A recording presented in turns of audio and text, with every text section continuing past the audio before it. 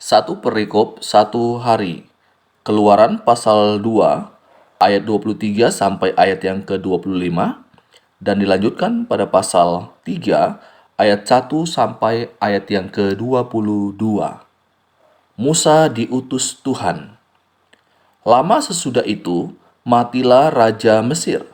Tetapi orang Israel masih mengeluh karena perbudakan, dan mereka berseru-seru sehingga teriak mereka minta tolong karena perbudakan itu sampai kepada Allah.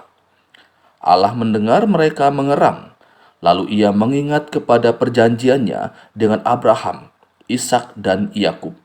Maka Allah melihat orang Israel itu dan Allah memperhatikan mereka. Adapun Musa, ia biasa menggembalakan kambing domba Yitro, mertuanya, imam di Midian.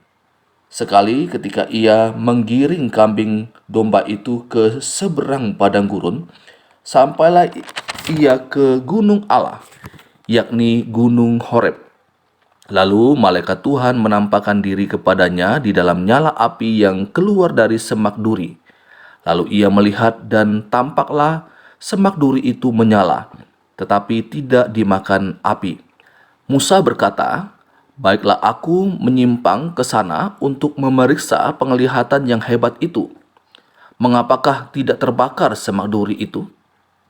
Ketika dilihat Tuhan bahwa Musa menyimpang untuk memeriksanya, berserulah Allah dari tengah-tengah semak duri itu kepadanya, "Musa, Musa!" Dan ia menjawab, "Ya Allah." Lalu ia berfirman, "Janganlah datang dekat-dekat. Tanggalkanlah kasutmu dari kakimu, sebab tempat di mana engkau berdiri itu adalah tanah yang kudus." Lagi ia berfirman, "Akulah Allah ayahmu, Allah Abraham, Allah Ishak dan Allah Yakub." Lalu Musa menutupi mukanya sebab ia takut memandang Allah. Dan Tuhan berfirman, "Aku telah memperhatikan dengan sungguh kesengsaraan umatku di tanah Mesir, dan aku telah mendengar seruan mereka yang disebabkan oleh pengerah-pengerah mereka. Ya, aku mengetahui penderitaan mereka.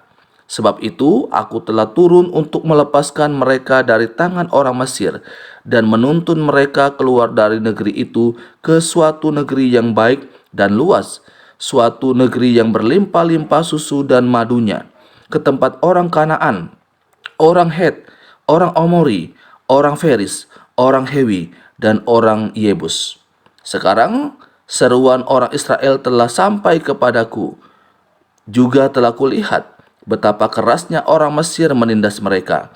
Jadi sekarang pergilah, aku mengutus engkau kepada Firaun untuk membawa umatku orang Israel keluar dari Mesir."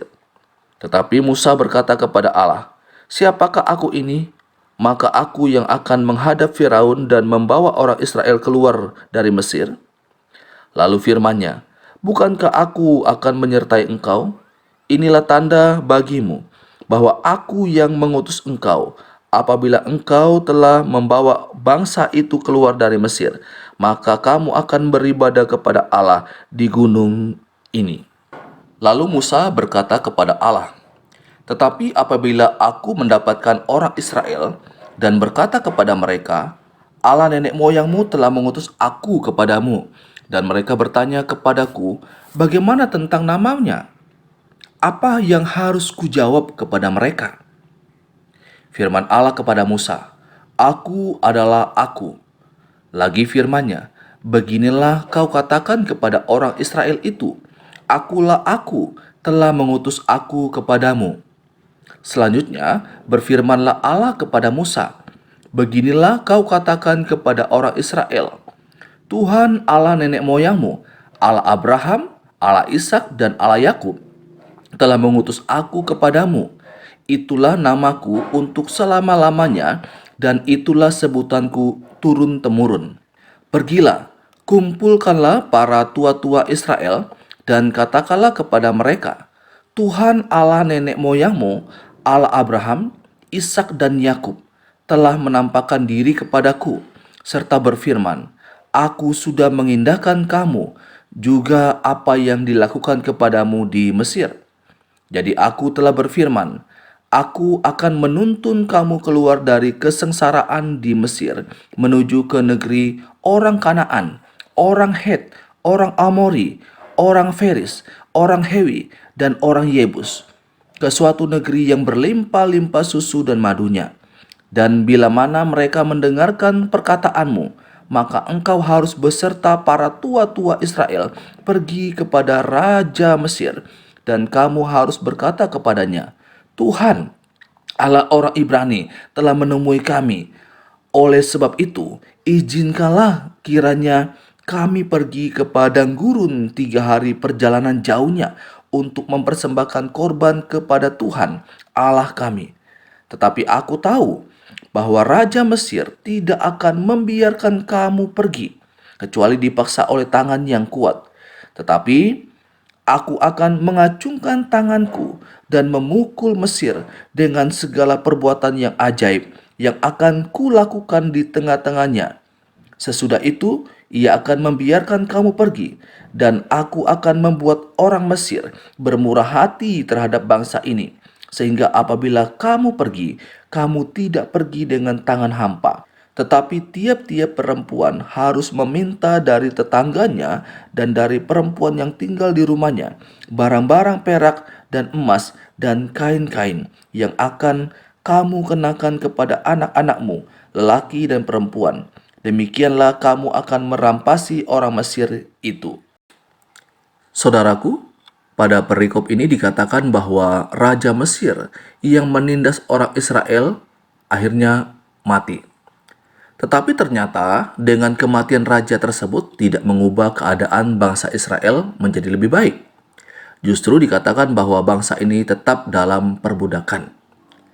Dalam perbudakan yang dialami, maka bangsa Israel berseru kepada Allah mereka.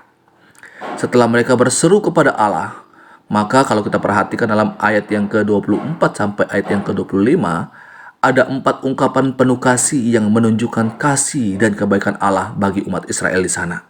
Yang pertama di sana dikatakan dalam ayat yang ke-24, ada ungkapan Allah mendengar mereka mengerang.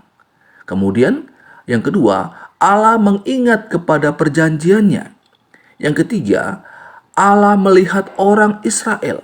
Dan yang keempat, Allah memperhatikan mereka. Ungkapan-ungkapan ini menunjukkan bahwa Allah begitu peduli kepada umatnya yang sedang dalam penindasan.